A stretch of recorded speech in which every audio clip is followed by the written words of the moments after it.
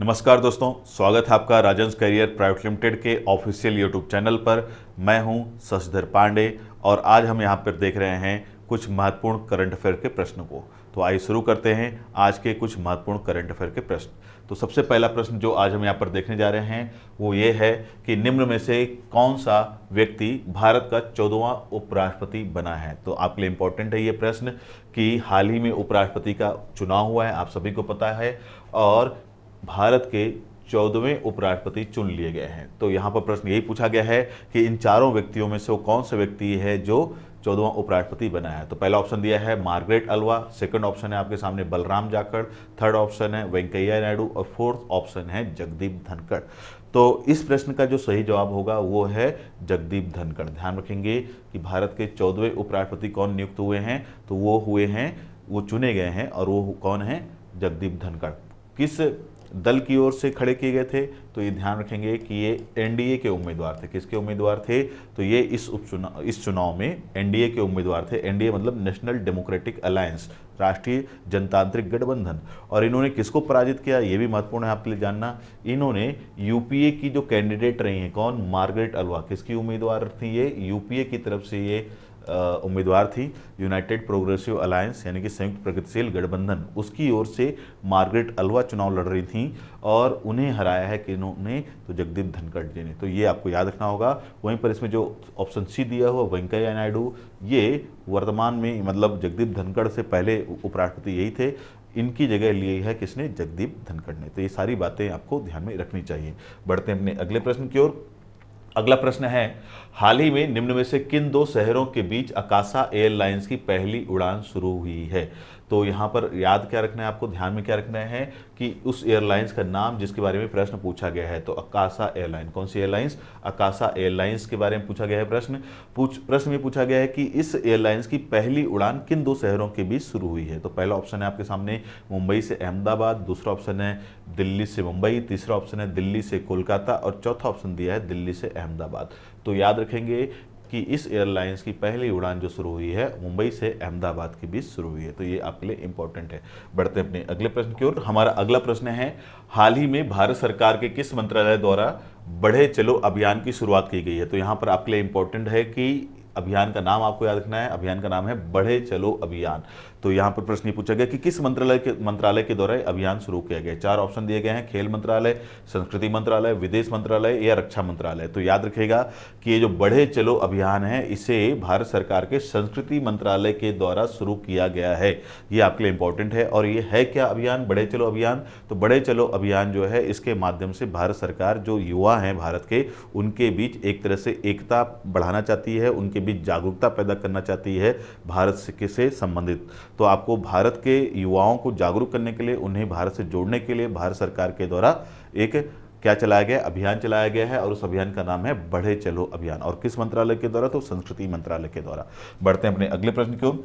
हमारा अगला प्रश्न है, हाल ही में भारत में स्थित किस वेधशाला को, यानी कि ऑब्जर्वेटरी जो होती है जिसके माध्यम से हम लोग दूर के जो ग्रह नक्षत्र होते हैं उनको देखते हैं, तो हाल ही में भारत में स्थित किस वेधशाला को यूनेस्को की सूची में शामिल किया गया। तो बहुत ही महत्वपूर्ण है कि वो कौन सी वेधशाला है भारत की जिसे हाल में यूनेस्को की सूची में शामिल कर लिया गया है। तो पहला ऑप्शन दिया है बिहार की खगोलीय वेधशाला को, या दूसरा ऑप्शन है तमिलनाडु की खगोलीय वेधशाला, तीसरा ऑप्शन है केरल की खगोलीय वेधशाला और चौथा है उत्तर प्रदेश की खगोलीय वेधशाला। तो आपको इस प्रश्न का सही उत्तर आपको पता होना चाहिए और इस प्रश्न का सही उत्तर है बिहार की खगोलीय वेधशाला। तो बिहार का एक कॉलेज है और उस कॉलेज में ये वेधशाला लगभग 100 साल पुरानी ये वेधशाला है और इसके इतने पुराने होने की वजह से, 100 साल से अधिक पुराने होने की वजह से ही यूनेस्को ने इसे अपनी सूची में शामिल किया है। तो कहाँ की है वो वेधशाला, बिहार की। बढ़ते अपने अगले प्रश्न की ओर।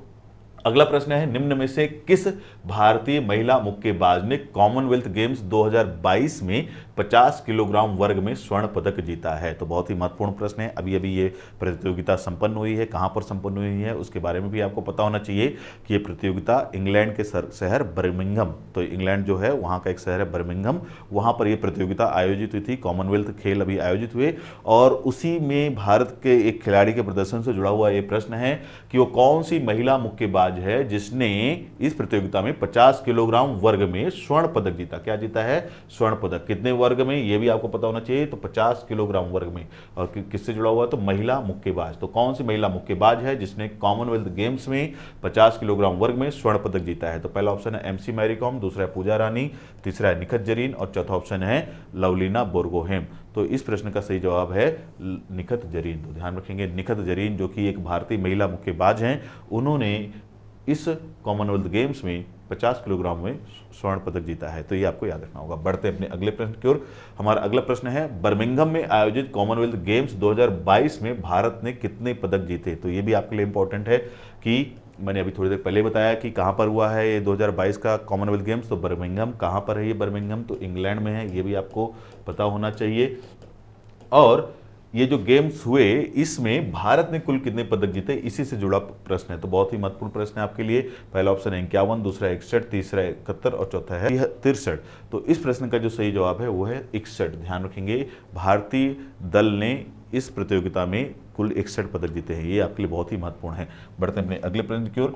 हमारा अगला प्रश्न है, कॉमनवेल्थ गेम्स 2022 में निम्न में से कौन सा देश प्रथम स्थान पर रहा?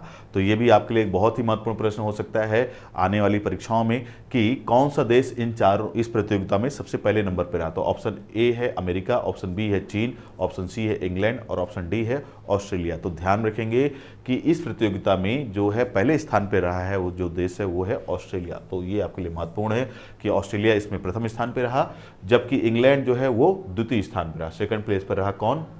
इंग्लैंड। और थर्ड पर रहा कनाडा।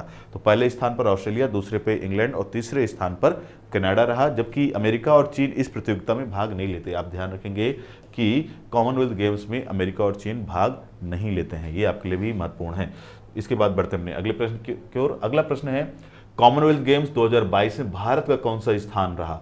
तो ये भी आपके लिए महत्वपूर्ण है कि भारत जो है, हमारा जो देश भारत कौन से स्थान पर रहा इस प्रतियोगिता में 2022 के कॉमनवेल्थ गेम्स में। अभी हमने थोड़ी देर पहले ही बात की कि इसमें पहले स्थान पर रहा ऑस्ट्रेलिया, दूसरे स्थान पर इंग्लैंड और तीसरे स्थान पर कनाडा। अब बात कर लेते हैं भारत किस स्थान पर रहा। तो यहाँ पर 4 ऑप्शन है, तृतीय, चतुर्थ, पांचवा, छठवां।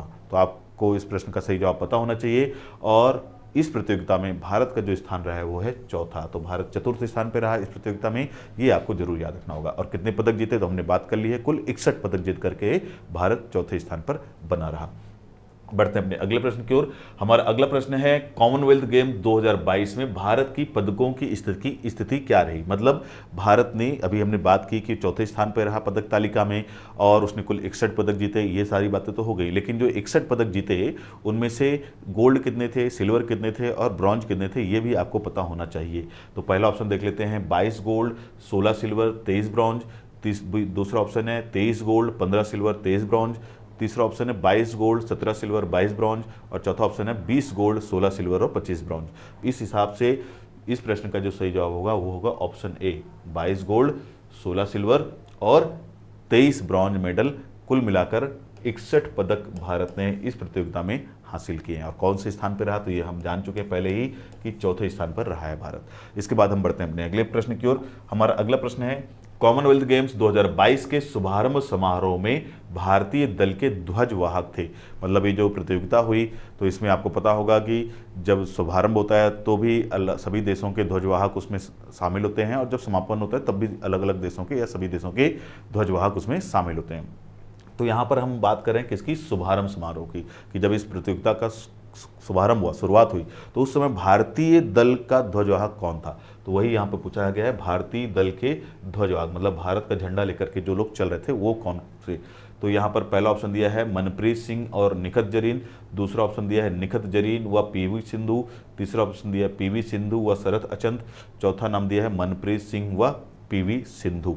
तो आपको बताना है कि इन चारों समूहों में से वो कौन सा समूह है जो सही है, यानी कि वो कौन से 2 लोग हैं जिन्होंने इस प्रतियोगिता के शुभारंभ समारोह में भारत का झंडा लेकर के आगे चलने का कार्य किया था, यानी कि ध्वजवाहक का कार्य किया था। तो इस प्रश्न का जो सही जवाब है वो है ऑप्शन डी, मनप्रीत सिंह व पीवी सिंधु। तो मनप्रीत सिंह कौन है? तो हॉकी खिलाड़ी हैं, हॉकी टीम के कप्तान हैं और भारतीय पुरुष हॉकी टीम के कप्तान हैं।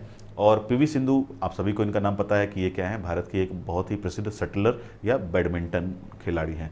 तो इनके बारे में आपको पता होना चाहिए। तो मनप्रीत सिंह और पीवी सिंधु, इन दोनों ने शुभारंभ समारोह में भारतीय दल का ध्वजवाहक का कार्य किया था।